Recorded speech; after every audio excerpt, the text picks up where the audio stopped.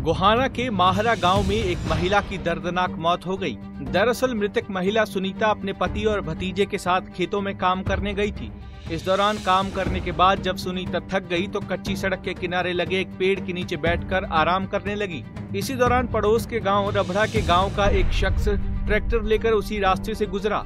Tractor में पीछे लगे कल्टीवेटर की चपेट में आ गई। इस दौरान ट्रैक्टर चालक ने सुनीता को करीब 10 एकड़ तक घसीटा। ट्रैक्टर की आवाज के आगे सुनीता की किसी ने नहीं सुनी और उसकी मौत हो गई। आराम करी थी बैठी हुई और वो ट्रैक्टर चला रहे थे। उनका ट्रैक्टर का मुंह उस तरफ हो गया, ये इस तरफ, उसको ध्यान नहीं आया। ये पीछे से शराब पी गया, ट्रैक्टर को भगा रहा था। तो ट्रैक्टर भी इसके ऊपर से गया है। जब फाड़े में नीचे डाल गई और जाकर 12 किले में ले आया। गोरी को भी ट्रैक्टर को ऐसे जोतता रहा दोस्तों। यूँ इसकी नजर वहाँ पड़ी है। फिर इसको छोड़ कर इसको देखा कोई देखता ना ले, यूँ भाग गया गाँव में। कितने किलोमीटर बनते? मतलब आधा किलोमीटर समझ गया। लेके आया वहाँ से और पूरा शरीर इसका फाड़े भी लग रहे हैं, छीन भी रखा है बुरी तरह घसीट कर, रेत मट्टी रोड। इतनी परेशानी है अगर आदमी आम आदमी देखे तो। जिस समय ये हादसा हुआ उस दौरान सुनीता का पति रोशनलाल खेत जोत रहा था और भतीजा रिंकू भी वहीं काम कर रहा था, लेकिन कोई भी इस अनहोनी को रोक नहीं पाया। कल्टीवेटर की 2 खाप सुनीता के पेट और कूल्हे में घुस गई थी। करीब 10 एकड़ जमीन के बाद रास्ते में एक गड्ढा आया। इसी दौरान सुनीता कल्टीवेटर से निकलकर रास्ते पर ही गिर गई। जब तक पति रोशनलाल और भतीजा रिंकू उसके पास पहुंचे तब तक सुनीता की सांसें थम चुकी थीं। हमारा गांव की उम्र 45 साल है। ये अपने खेत में काम करने गई थी और काम करने के बाद गोहरी होती है कच्चा रास्ता, उस पर आराम कर रही थी। एक कुलदीप है रबड़ा गाँव का, वो अपने ट्रैक्टर को लेके आ रहा था।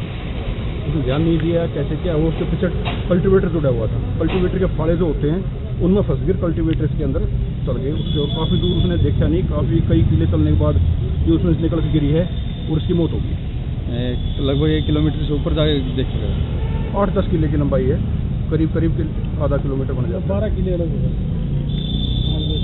तो क्या काम कर रहे थे उधर किसान?